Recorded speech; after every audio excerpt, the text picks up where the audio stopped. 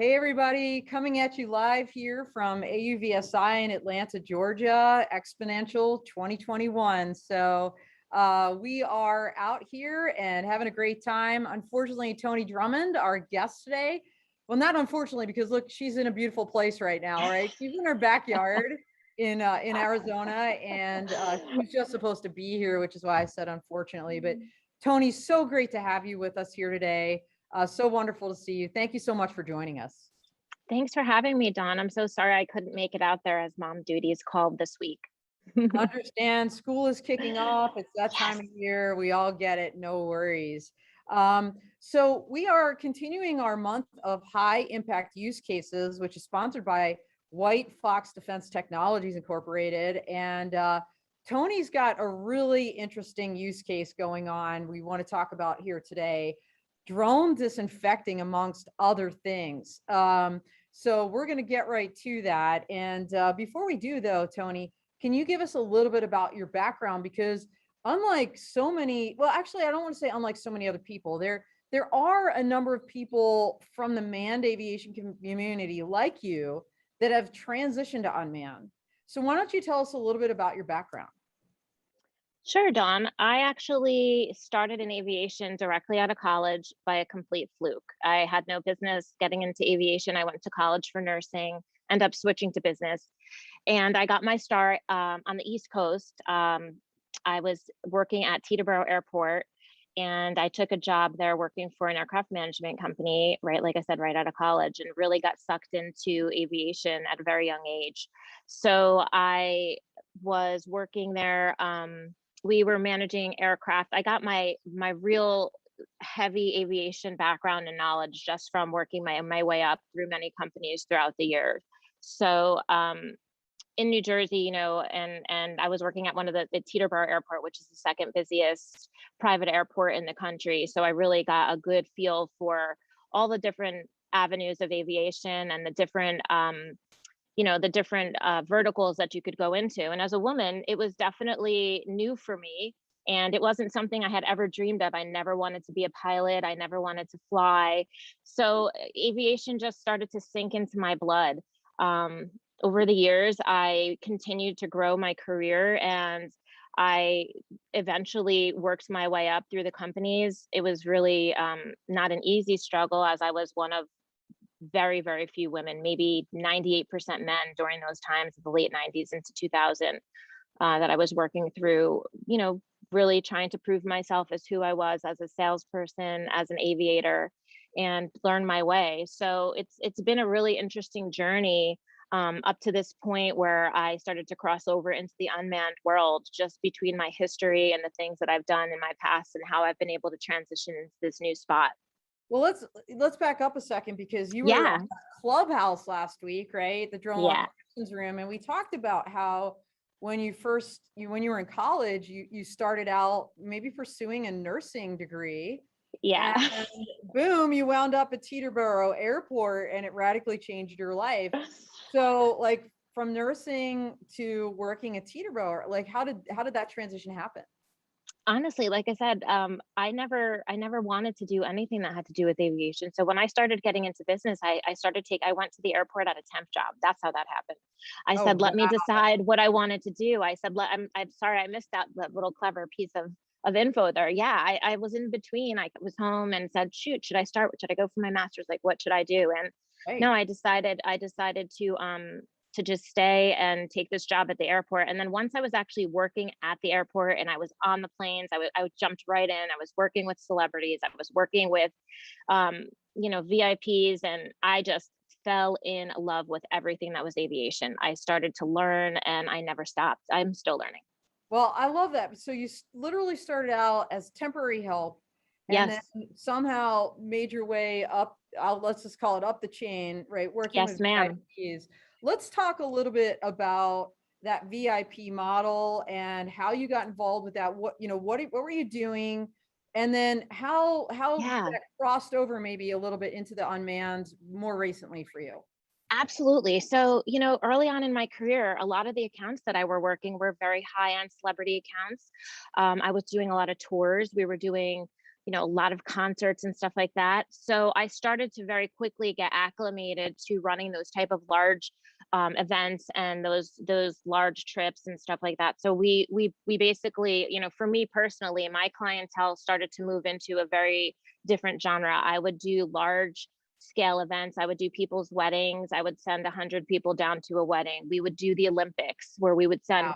bunches of planes out at the same time. Maybe we would send 50 planes out at an activation in different locations at the same time. So over time, I really became a specialist in mass movements and organizing and logistics as time went on. So with me, I really got a passion and an understanding on how to make things work both from an aviation side and also from a logistical side. So that's really where my expertise really started to define as I got more in depth into my career.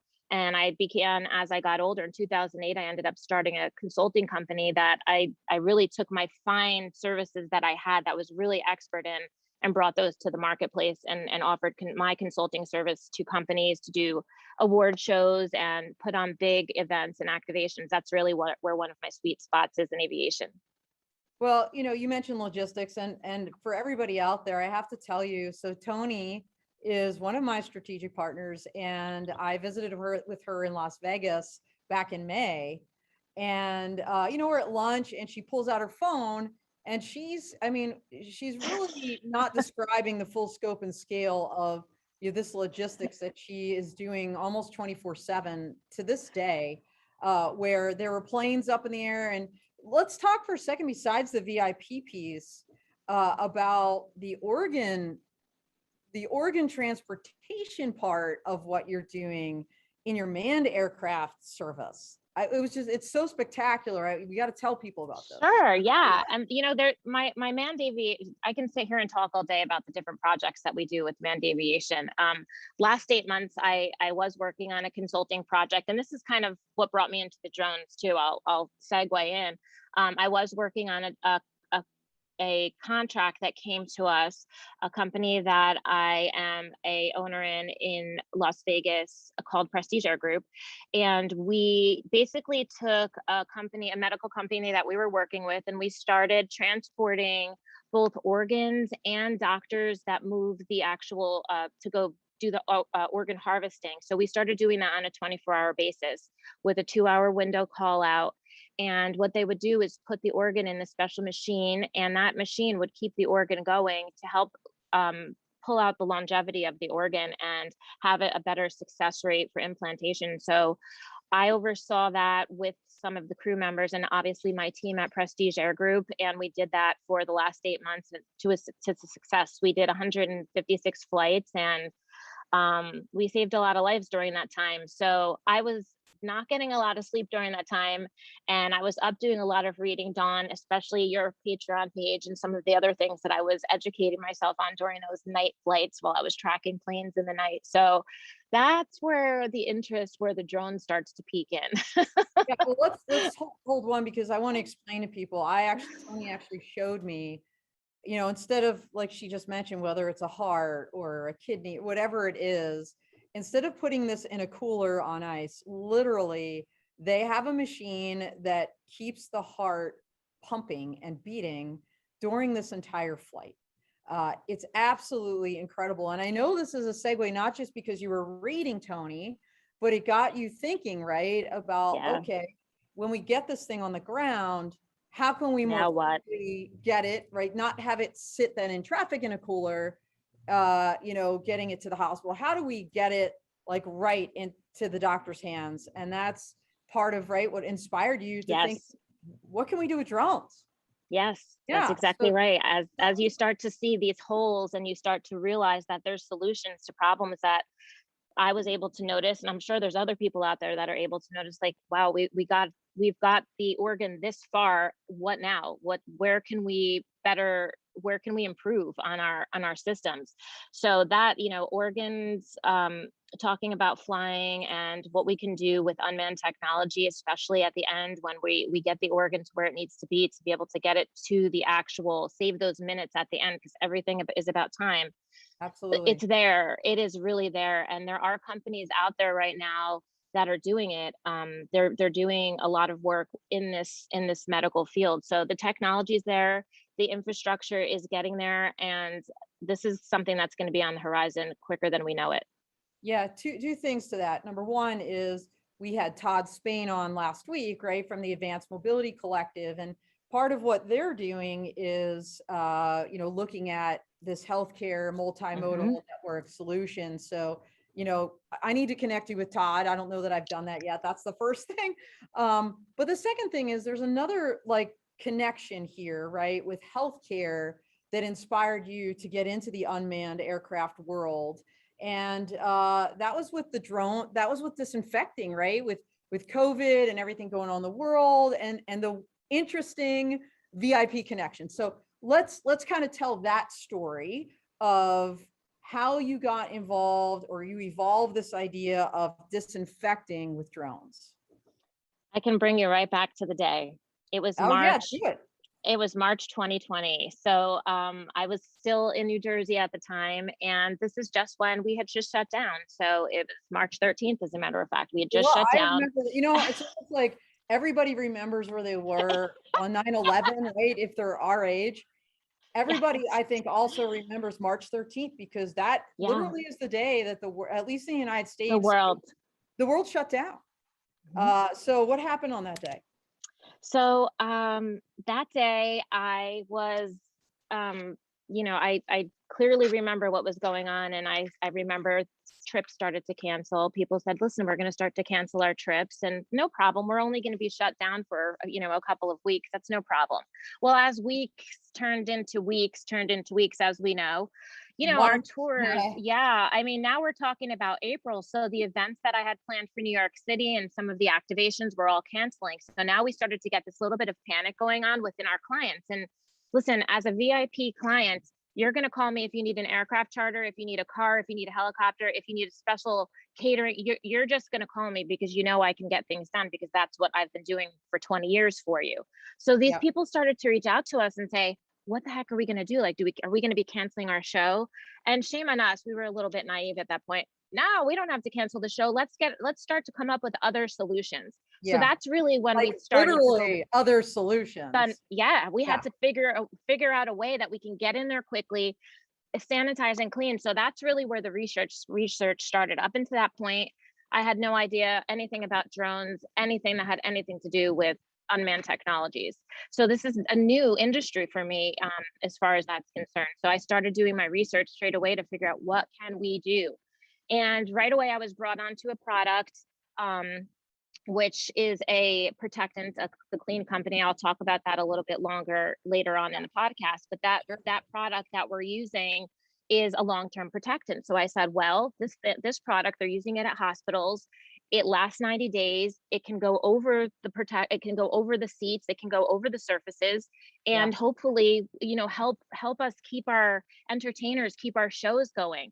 So by May of that year, we had some service providers. It was just there was just a very, very new into the drone spraying. People were just starting to get an eye out to what was going on.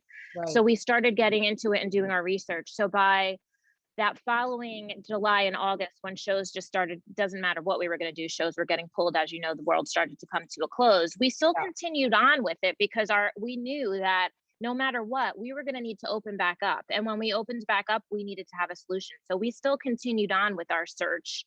And our research, and it took, our R&D took quite a few months, but by December of 2020, or actually by November of 2020, I had started Global Aerial Management Group, because in the middle of the night, I knew it was something that we were going to need to do. I felt it in my soul, and I knew we had to provide these solutions to our clients. Otherwise, we weren't going to be able to get them back on the road safely and get our employees back. So that's really where the drone piece started to come in, Dawn.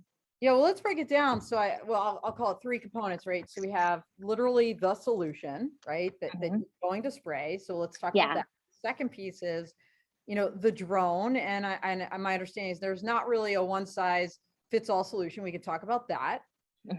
And then the third piece of it is the authorities, right? Like, in other words, how do you get approvals to do like spraying things, right? So let's break it down that way, and let's start with the actual solution. You mentioned this solution is used in hospitals, that is, it covers an area. And tell us more about what it is, what it's not, and why you partnered with this particular company you just mentioned.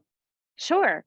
So when I first started doing the research, obviously we realized that a sustainable model would not be a model that you go in and spray disinfectant every single time there's a crowd of people. That's just not sustainable. It's not cost effective for us to do that. So I believe in the beginning, when people started thinking about drone disinfecting, that's really where they were focusing. And I feel like sometimes there was some companies that were not successful in the very beginning because, in my opinion, they were focusing on the repetitive nature of it. So we decided to take a different approach to it. So when I first started to research, I found Gary Wilkinson and Steve, and they are with the Clean Company. They're based in Texas. So really what drew me to their product had nothing to do with COVID. It had to do with the fact that their product had been out for years and it had been used for actual mold, for black mold. It killed black mold, it killed microbes, it killed pathogens. So we weren't even, it had already been proven to kill that. They were already using it in the hospital. So when I called him up and said, this is something that I wanted to see if it's something that we can use, I explained to him exactly what we're doing with the stadiums, the arenas. And they were like, absolutely. Can we distribute it with drones? Absolutely. With electrostatic drones, we can do that. We're already using electrostatic sprayers. So with that, it just built and built until we were able to get to a point where we were able to market the product. And it's really not so much delivery, Dawn. I mean, however we deliver the solution, it's the solution itself. We're solving the problem, whether it's with a backpack sprayer, with a drone, with a handheld device. So the first thing I did with Gary was I invited him out, and this was January, and I had him come out and spray our aircraft. So inside of our aircraft, it was really important. We were starting to get people flying again, and everyone was panicked, So that's how we got the start to it. And we used the Clean Company's product. They went in with hand spray and sprayed the inside of the aircraft. Of the aircraft that we managed. So once that happened, I realized, wow, our passengers are like really enjoying this. We had our sticker on the door, and they had that extra feeling of protection. And knock on wood, we've been very successful with how we've been keeping things nice and clean within the cabin, and we've been flying all this time. We've had no issues. So we took that, and then we decided to take it to the next level and really decided to offer that product to our clients. However that delivery method makes sense. So for us, before we get to there, just to clarify, right? So this is not a chemical that you guys are using in any modality, right? No, explain it is not. Like exactly what is it? So I actually have a statement so I don't screw it up, because I'm telling you that's smart. Of what I can say.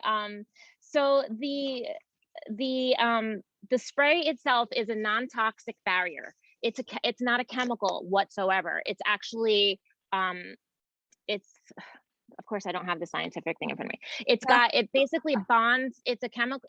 I can't think of the word. It actually bonds to the surface. So it's not a chemical. It will bond to the surface, and it will put the protectant over it's a surfactant. I'm so sorry, I couldn't remember that word. It's surfactant. So the surfactant, 25 cent word. There you go. Everybody learned that word for today. There you go. The surfactant sits over, we spray it with whatever method we spray, and it sits over the seat, and it actually bonds to the seat for up to, say, 90 days, depending on how much you're going to, how much use you're going to use. It could be up to a half a year. It could be a full year. The only way for you to break that bond is to actually rub it and clean it off. So when we realized, and Gary showed us all the paperwork from the Clean Company of what they've been doing with the hospitals.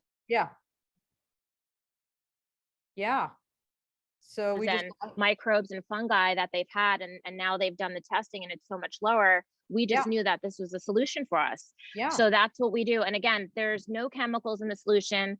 It's not anything you can breathe it in. It's EPA on the EPA and registered list to actually kill COVID on contact, and then continue to kill microbes and fungi and everything else. So it's just the right product for the job. That's awesome. I mean, we talked about this. Not only is it COVID, all these other things, but things like MRSA, which are not Yes, so important in hospitals and in gyms. I mean, people get actually, you don't realize this, but people get MRSA in gyms as in well, gyms. right? Hmm. So Hmm. that's crazy. And I know that's one of the areas you're looking at. So before we transition Yeah. to maybe some of the different use cases besides on the aircraft, let's talk about the drone, and maybe that's going to kind of get us a little bit into the different use cases.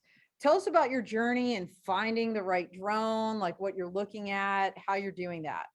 So, as you know, technology in 6 months, technology goes berserk. We all know that. So when we first started doing our research, and I'll backtrack just a little bit because I come from the aviation side of things, and I come from manned aviation.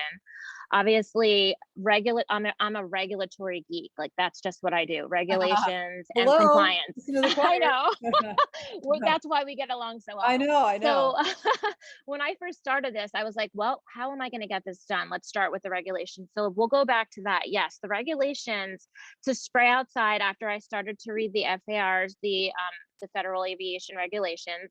Yeah. I realized that we do need exemptions in order to fly the drones outside. So that kind of backed us up to what we could get as far as an indoor drone and an outdoor drone.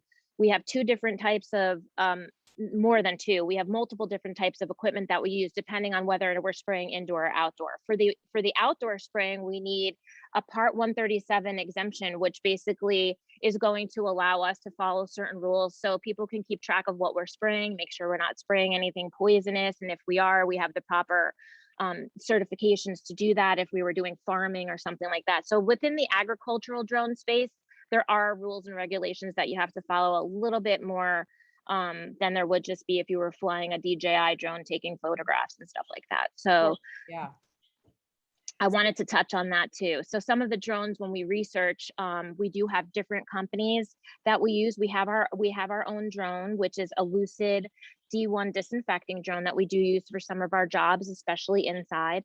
And then we have other service providers that we use in the industry that have drones that are specific to outdoor spraying and have different technologies and cameras on them, so they would make more sense to be doing some of the larger arenas and stuff that are outdoor. Well, that's also a great segue then, Tony. So for everybody out there, if you're not subscribed to Inside Unmanned Systems magazine, you should be.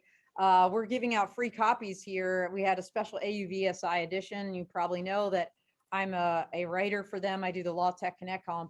But for this AUVSI edition, I actually did a piece on critical infrastructure. You need to read it because Toni is in there. I interviewed her as part of this. There are 16 critical infrastructure sectors, and one of them is commercial facilities. And that includes places like stadiums, like malls, and things like this. So Toni was featured in connection with the stadium. So tell us, and in fact, when you and I were in Vegas, that's what we were looking at. Was that the drone you just mentioned, the Lucid, the big blue one? Yes. So Yeah, when we were so in cool. Vegas, yeah, Yeah, that's the yeah, one that we mentioned. Yeah. that's Mhm. the one. And if you guys follow me on LinkedIn, with Toni and I also met up in Aurora, Colorado.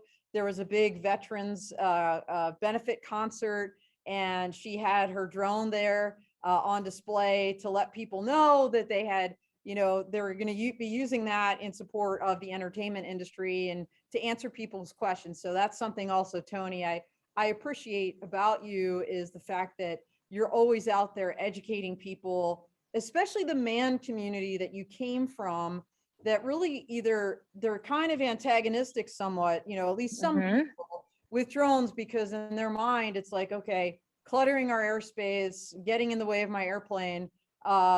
People don't know what they're doing with these things. And to have someone like you with the credibility that you've built up in the man community be an advocate for the unmanned community, I think is really critical. So thank you for what you do there. Thank Um, you, Don. I appreciate that. I just want to add to that education, what I've realized along this journey, especially over the last 6 to 8 months when I've been traveling with this 62 pound, case and drone.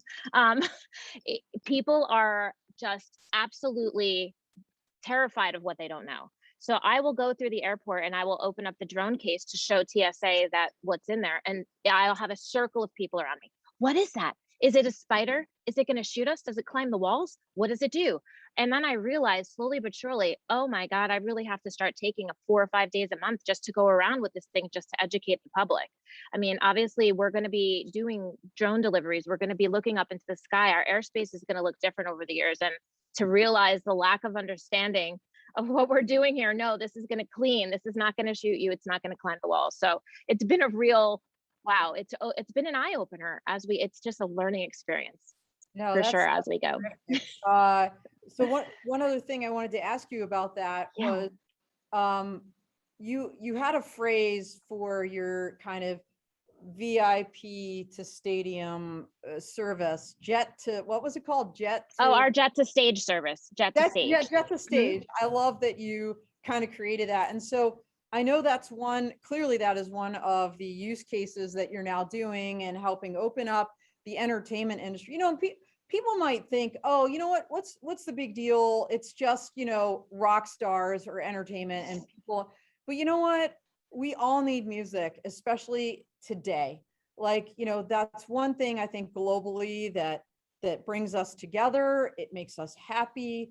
It, you know, I know for me, music gets me in a zone depending on what I'm trying to do, right? Yeah. Whether it's, you know, going for a workout, I can't do without music. And to have live Same. music and to have that sense of community and togetherness, I really can't overstate the importance of that. I know you share that feeling, Toni. I do. Because I remember when you texted me from Las Vegas, I wasn't with you this time, and she's like, I'm about to cry. I'm in a live music event right now. It's like unbelievable. After a Uh, year. you know, after a year, and you know, it is unbelievable. But besides the jet to stage use case, people are coming out of the woodworks, for lack of a better term, asking you to help them with this drone disinfecting. What are some of the other use cases that you're doing or you're So considering doing? I just have to tell you this, it's very interesting. When we first took delivery of our Lucid drone, and that was in May, you know, that was just around the time where things were starting to open back up again, and people were, you know, the people that we had been in correspondence with would come back and say, you know, they're taking mask restrictions away. We're not so sure we're going to need that service anymore because of what's going on. And, Oh you know, yeah, it's a yeah, little on the costly side. So we said, no sure. problem. We totally get it. We know where you're coming from. Obviously, for us, it's being proactive. It's not waiting until you have an outbreak, it's preventing the outbreak. That's our responsibility as Right. humans. And it's not just about the music, Dawn. It's about the graduation. It's about life. It's about gathering. It's about people gathering in general. So it's a lot of different things. So when we started to do that, we you know, got a little quiet, and over the last few weeks, it is not getting quiet anymore. Those same people are now calling us back saying, "Hey, can we circle back around with what we had chatted about, because we want to get ahead of the game here. We're not sure what's going to go on, but we definitely do not want to close down again." So, you know, for us, it's not just the entertainment. We have a lot of schools calling us. We're getting schools, whether it's high schools, colleges. It's very, very important that these schools stay open. And you know, it's not a Gosh, matter don't of even tell me. I've got three, right? Two in college, one in high school, and yeah, you know, yeah, just having that in school experience, uh, right, so critical, not only to their you know, academic and educational career, but socially and frankly yeah, mentally. yeah. Yeah. So what We else? had to go to the football game. It's so important. Oh my God. We've had gyms calling us. Now that's a new one, because before, in the beginning of this, we didn't have a lot of like, you know, gymnasiums and those type of sports facilities, you know, looking into us. They were on the smaller side, but we've had private facilities call us and say, hey, we have soccer, we host soccer events here, can you come in?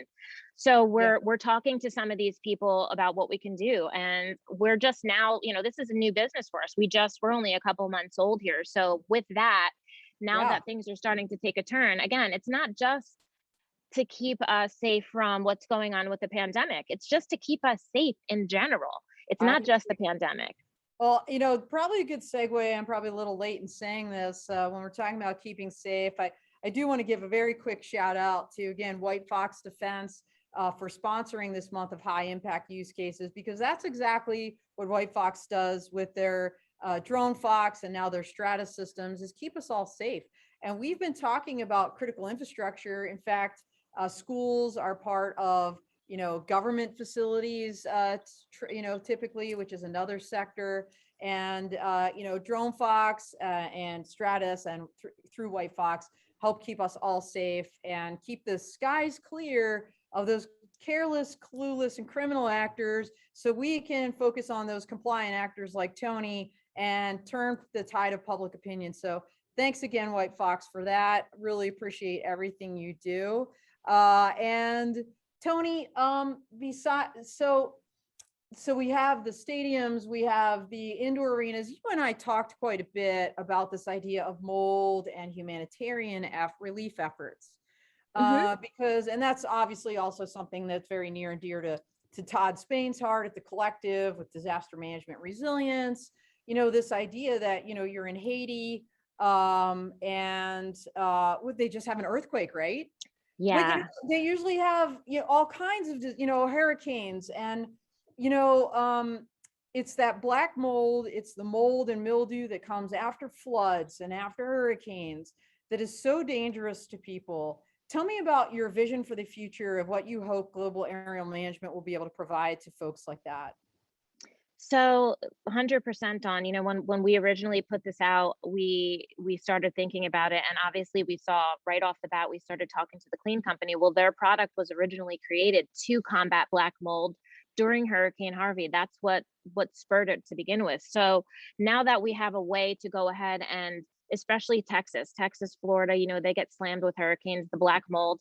It's a horrific respiratory disease. People die from it. So we really want to be able to get on the ground. I'm not saying that we'll be able to get to every single catastrophic event that we have, but we do want to be part of the solution. Even, my dream would be to have a mobile command center that we take out, that we can actually go down and just, get on boots on the ground, get our masks on and get our drones going so we can get it in there and just help to mitigate some of the possible fallout from these hurricanes and stuff like that to keep people healthy. Yeah, I know this is your passion project, and you've got It so is. many different pans in the fire, Toni, and lines of effort. Do you want to tell us a little about some of the additional research and development you're doing, if you're able to do that? Yeah, sure. So I do have a lot going on, but I have an amazing team. I'd be remiss to not mention all the ladies and gentlemen that I work with between the aviation companies and the drone companies. Just absolute amazing support staff that helps me with everything that I need to do. That being said, we've all been working feverishly. Donna, as I told you in the beginning, I started off with my doing the work on the agricultural side, because obviously that ties into what we're doing here. So I've kind of been bouncing back and forth with that. I love agriculture. I love everything that has to do with precision farming. We're doing a ton of research on how to bring technology with the farming. Again, I'm totally pulled into that. In the agricultural side of things, we're doing some research on that, on what that's going to look like in the future and how we can assist with agricultural drones. So that research and development is probably, quite a few months in here, but we are having a great time doing it. We're learning, and as we pick it out, something changes, the tech changes, and we get new software. So it's been a lot of fun, and I can't wait to start to unroll some of that. And I know drone deliveries, kind of on your mind too. And for Yeah. everybody out there, I have to tell you this about Toni. When she was on Clubhouse, and you can correct me if I'm wrong here, she's got this kind of accelerated rollout plan, like almost like every 90 days she wants to be Yes. launching something. And I Yes. mean, that is super aggressive. So do you feel like you're going to be able to make those timelines with some of these passion and other projects you have in mind? Because they're passion projects, Dawn, yes. And don't forget, a lot of this is research and development. So after 90 days, I will circle back and say, here's my R&D on this. Now let me go back to the people that I've been consulting with and see if we can plug something in based on what the R&D is. So that's really what the every 90 days are. When I like to hold myself accountable to my own goals. So 90 days gives me a good 3 months. And sometimes at the end of those 90 days, I realize it's a great idea, just not sustainable. Maybe it doesn't have the economics that go behind it. So to me, these passion projects that go in sync with the aviation side of my brain, it's motivating to me. It just helps me stay motivated on task. Yeah, totally. I mean, still, I love that you kind of, you have a plan, you work the I plan, do. and you really, really do. And I know Global Aerial Management Group is really going to be taking off here shortly. I know you've got great partners that are working with you on all of these different projects. Let's take a second before, we have maybe about 5 minutes, maybe a little bit more left. Um, let's talk about your personnel, because you mentioned this at the very beginning, and obviously being involved in women in drones, both of us, diversity is something that's also very near and dear to our hearts. You have an internship program, and I love that you do that. Can you tell us just a little bit about what you're doing there? Yes, I can. And that was always part of our original plan with Global Aerial. Um, growing up in aviation as a woman, it was difficult. It was very difficult, and it could be any male dominated industry. So what I would like to do is give back to girls that are in the college age where I was when I kind of came out of this whole thing. And number one, I want to let them know what's available to them. We do have careers in aviation. We do have careers in aerospace, whether that's manned or unmanned. There's nobody in our schools right now saying, here, come to this college, here, do this that has to do with aerospace. So I want to not only give them that background of aerospace, but I really want to make it a hands-on experience where they get the emotional support. They understand how to deal with emotional issues that may come up, and personal issues that may come up, and professional issues where you do have to use your voice. You do Yeah. have to set boundaries for yourself.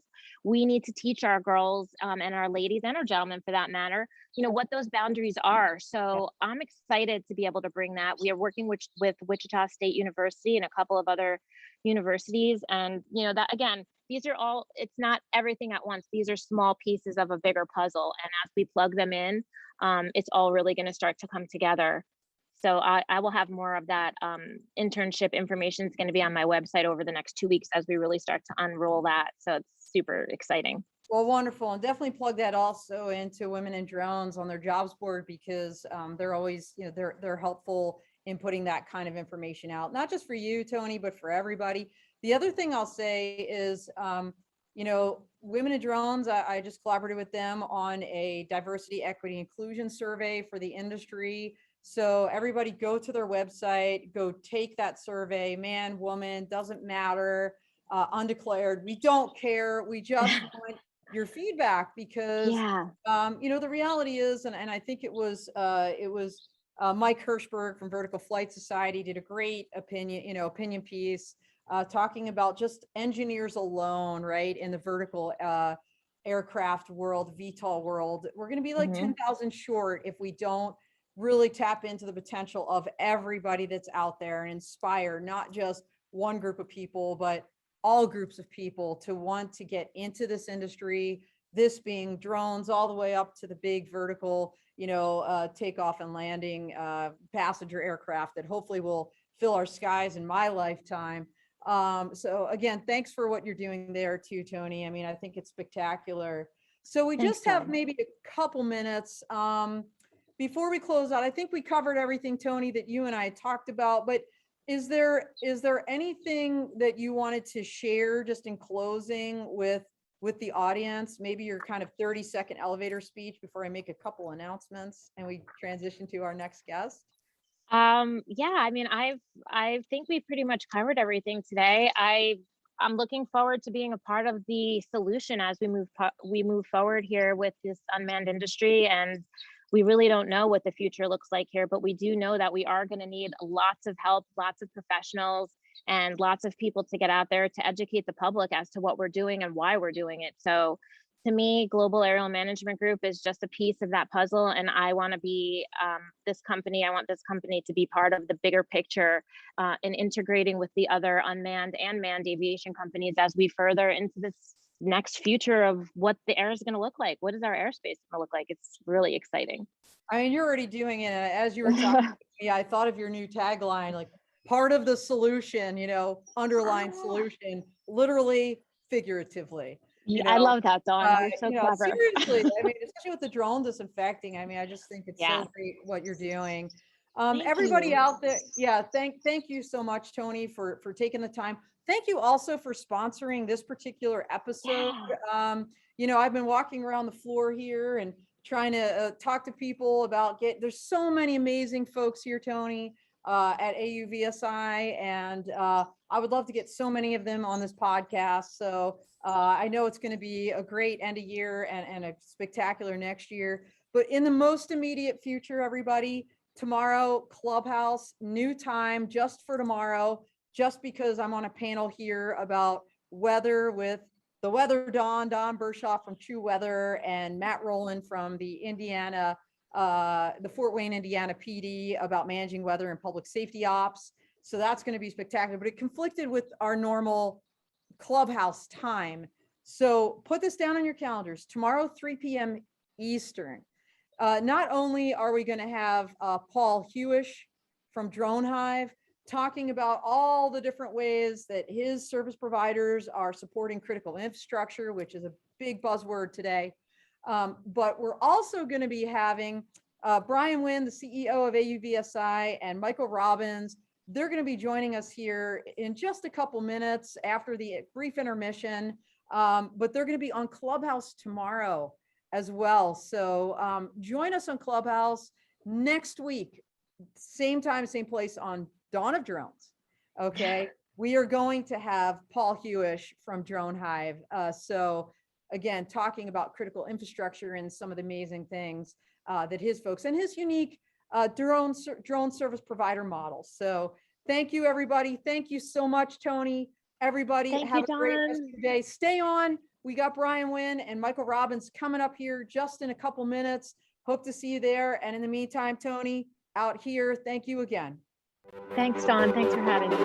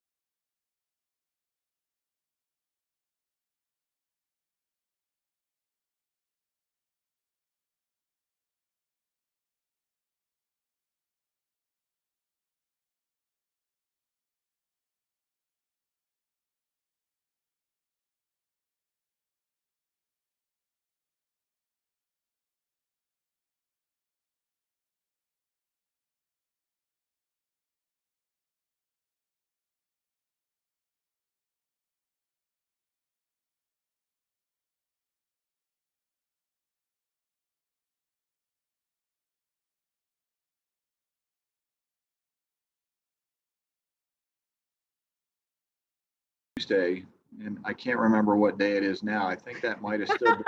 It's Wednesday. That was just yesterday. I look at assured autonomy as the ideal. And that's the ideal we've been working toward. Some people would think of it as a goal. I think that we have a lot of goals between here and this ideal of assured autonomy. There's no question that everyone understands now that what we're trying to do in our community is going to require public acceptance.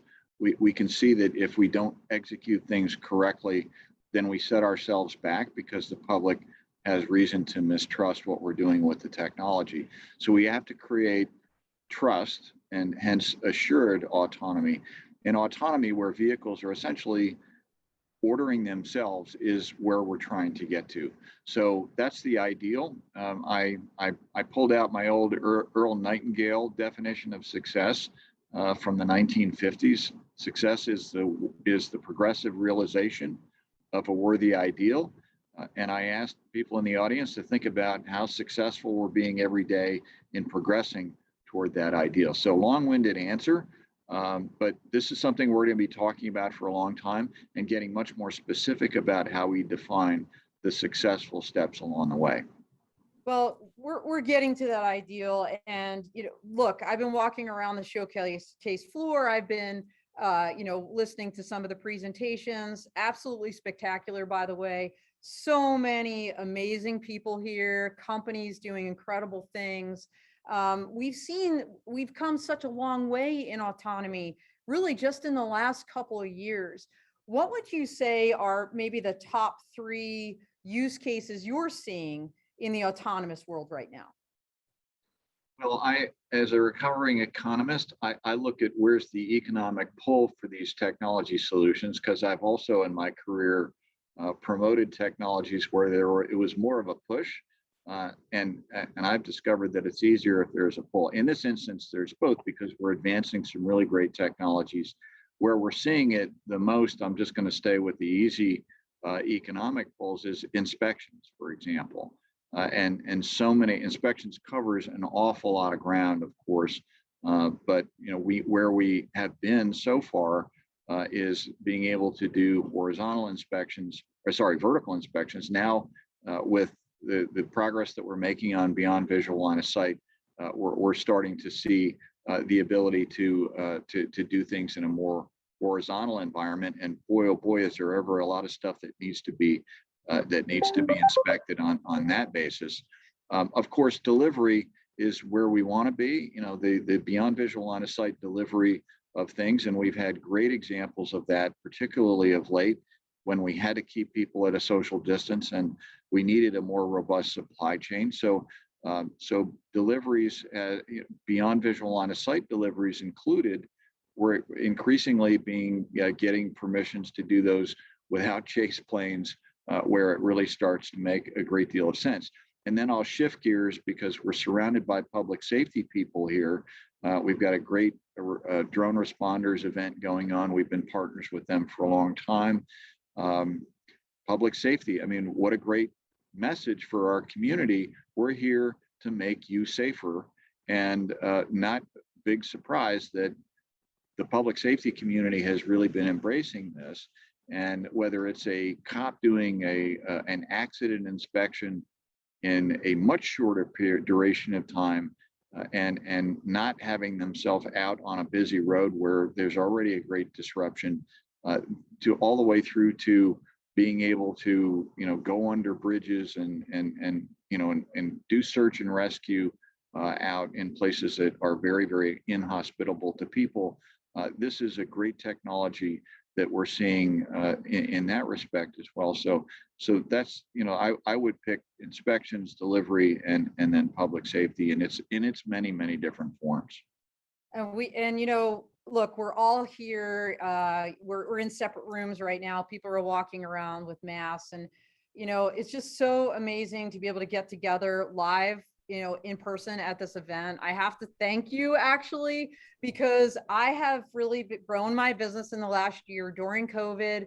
All of my colleagues, I've only known them virtually and online until like yesterday, literally. So thank you for what you're doing. And you all are doing an amazing job in all three arenas advocating for the community. Let's talk for a second and shift gears a little bit. I mean, we've seen, other progress. You mentioned beyond visual line of sight. So now we've got the BVLOS, right? Advisory rulemaking committee happening. We've seen in COVID drone deliveries really taking off as the ultimate social distancer, as you mentioned. What though would you say are maybe the top three, let's call them, I don't want to say negative, right? Challenges. What are the top three challenges that you see that we still need to overcome to really tap fully into the autonomous systems that we see on your floor here? Was I going to take that one? Michael's the brains of the operation here. For sure, AVSI would be in a lot of trouble. I mean, we have. I'll just get us started here. I don't know if we can limit ourselves to three. Yeah, three. But we're up for whatever challenges are coming at us. I'm going to start with mentality. Right? There's a mentality among our policymakers and our regulators that basically says we can't make any changes to the system unless it's really, really justified in doing so. And that's not the mentality of the industry, by the way. We think that we have solutions that will make the airspace even safer than it is today. And I'm not just talking about for small UAS. I'm talking about for all aircraft. And the airspace needs to continue to be upgraded all the time. Technology, in the small, low and slow aircraft that I fly, has been advancing massively, and the ability to do things more safely in an aircraft today is just light years ahead of where it was. I don't have to tell you, you're a former Air Force. So, so I look at it and I think about mentality as the first thing that we have to overcome in many instances, and we've seen great progress in that regard. Michael, over to you. Yeah, I think that's exactly right, and I would just add to that. I think one of the other challenges, but also an opportunity, is the breakthrough of the uncrewed industry and how we're approaching the risk calculation and how that's viewed by the regulator, which has always looked at things through a crewed lens. Aviation obviously has always had a pilot in command until our industry emerged, and to a certain extent, the FAA isn't built for the uncrewed industry. They're certainly working very hard and working very collaboratively with industry to make the necessary changes and to get up to speed.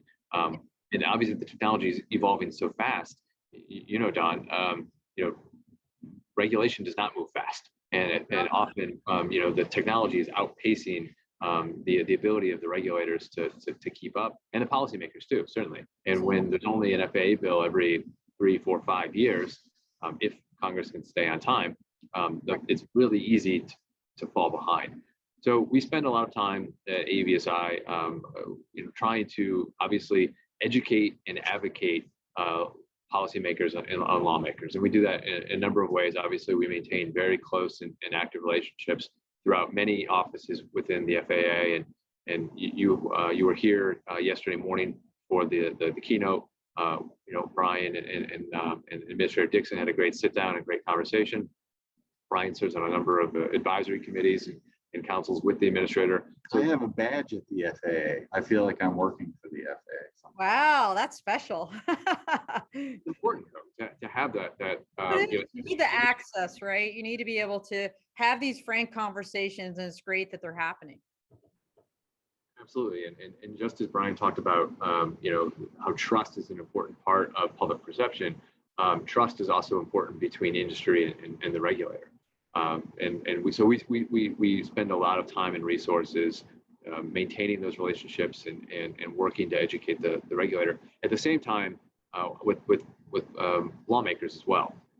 Obviously, there's a lot of churn on the Hill, and there's a lot of issues that are demanding attention. But like the infrastructure package, presents great opportunity for our industry to capitalize on the dollars that will be hopefully made available if the bill actually gets passed for our industry to seize on that and build out digital infrastructure and other types of infrastructure that'll be necessary for the expansion of our industry. So we try and look at challenges as opportunities. Yep. And I think we're doing I think great work.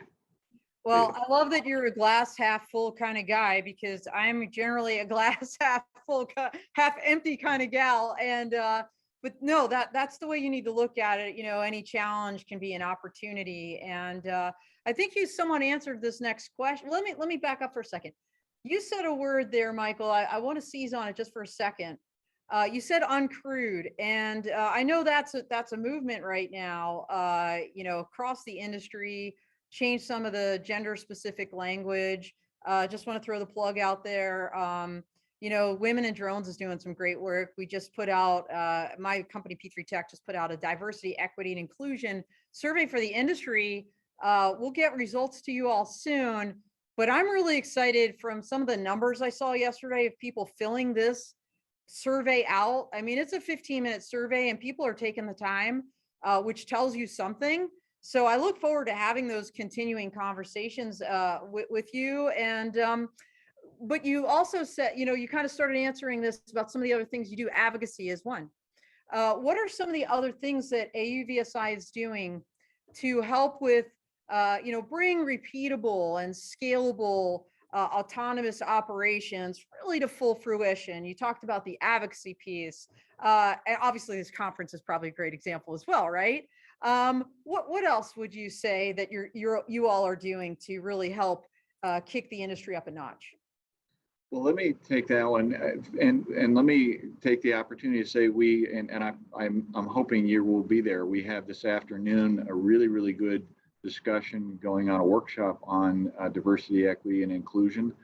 The initiative that we've launched on that is being headed by Mignon Hollis, who's going to do basically lead that workshop with us. And we're putting together, as we do everything at AUVSI, we're basically putting our, bringing our members together to talk about this, to see how can we be more inclusive as a community. And we know that we've got some work to do here, like all technology communities do. So I'm really eager to see the results of what you're doing. I would say the answer to your question as well, some of the other things that we're doing, although we are an advocacy organization first and foremost, some of the other things that we're doing are largely education based. And you can see from the design of this conference that it's not just our solution providers who are justifiably in love with their technology talking to each other. Right. Although there's plenty of that, and we had plenty of that during our virtual version in May. But primarily what we try and do here is take the users of the technology and have them talk to other users that are interested in the technology and learn from one another. A perfect example of this, we mentioned before, horizontal infrastructure inspection. You've got oil and gas people that do that with pipelines. You've got electricity utility people that do that with high voltage lines, and they can learn from each other and then swap information about what solutions work best, how they break that operation down, what are the different components of the system, what's the state of the art for the technology and the AI, so that they can basically benefit from what's available state of the art. To me, that's the best way to promote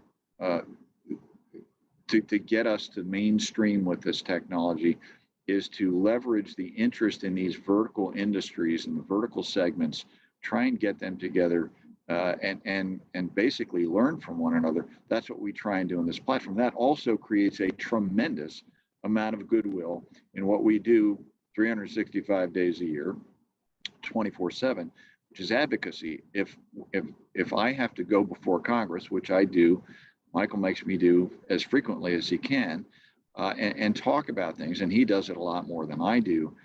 If we can go up there with the oil and gas industry, with the movie makers, with the people that do construction, with the people that do mining. These are massive industries that are massive employers all over the country. We have that much more credibility. So all of these things they're all in our strategic plan.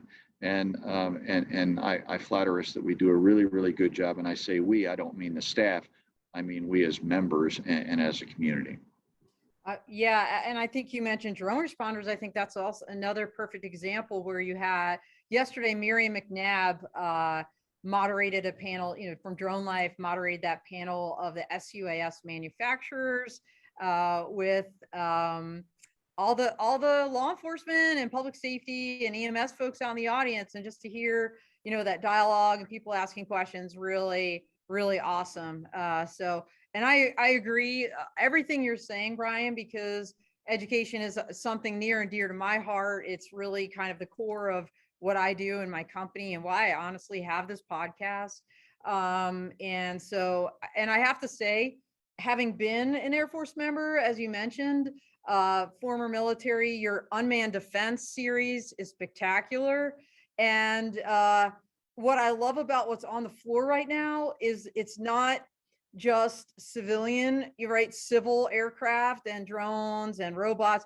It's military, and everybody's out there together because, having straddled both worlds, I know the significant synergy between those two. And that they're symbiotic, and not one cannot exist without the other. I think AFWorks this morning, Colonel Diller, makes that clear, and all the things they're doing with all the primes and Agility Prime. But to see this in action is really great. So once again, thank you for all of that and for your advocacy. On that note, what would you say maybe is your biggest win this past year so far, in any respect, whether it's advocacy or otherwise? Sure, yeah. Well, I think for the industry, the remote ID and operations over people rules and operations at night, having those rules published is clearly the biggest win for everybody in the industry, including AUVSI, which was at the forefront of helping to write the rules and then advocating for their release over a number of years. Without those rules, we wouldn't be having a conversation about beyond visual line of sight in a meaningful way. Brian's sitting on the rulemaking committee that you mentioned earlier for beyond visual line of sight. That rulemaking committee would not have been stood up if the remote ID rule had not come out. That was really the linchpin to more scalable, complex operations, as you mentioned earlier.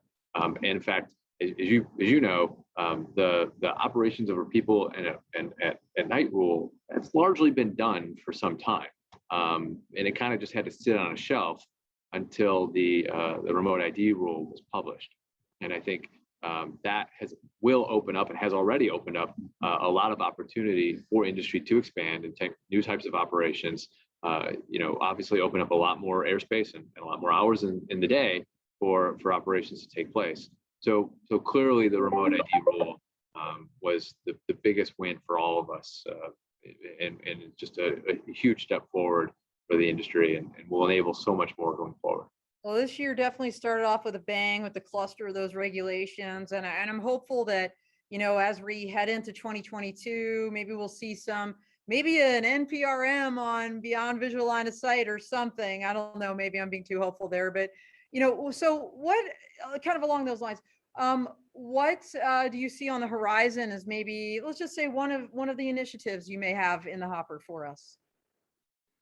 Well, I'll start off. We think that, we look at our initiatives a little bit later in the year, particularly from an advocacy point of view.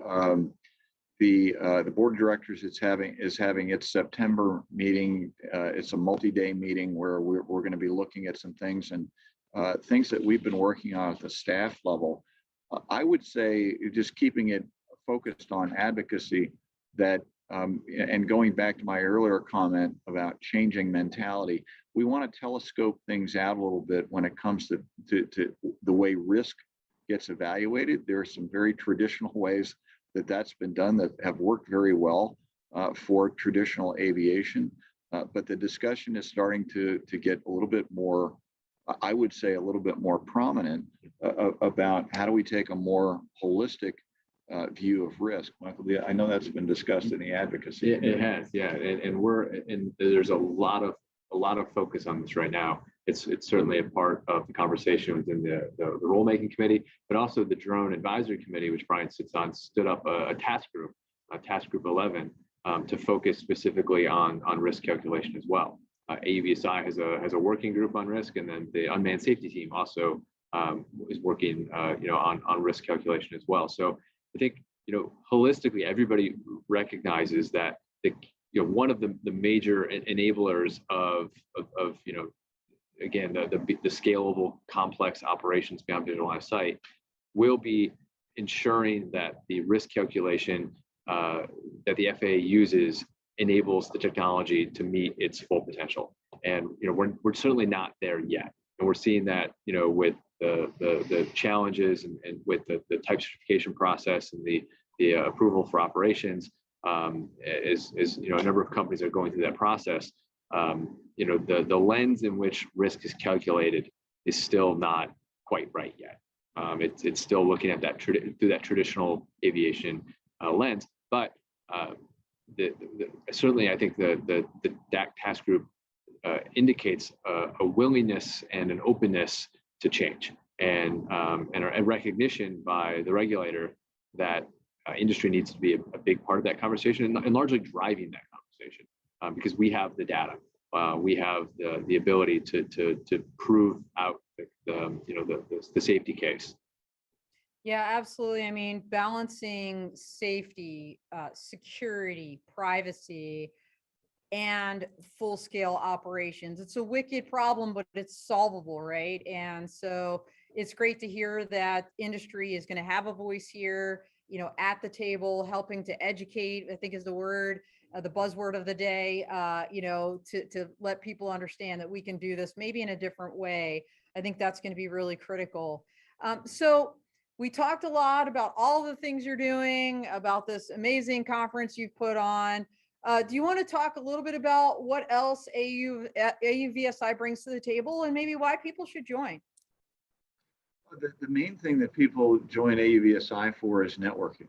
It's so much fun for me to walk around the show floor and see people talking to each other booth to booth. And we have very good analytics on the show that demonstrate that half of the value that even the people that are on the show floor get is by talking to other people on the show floor.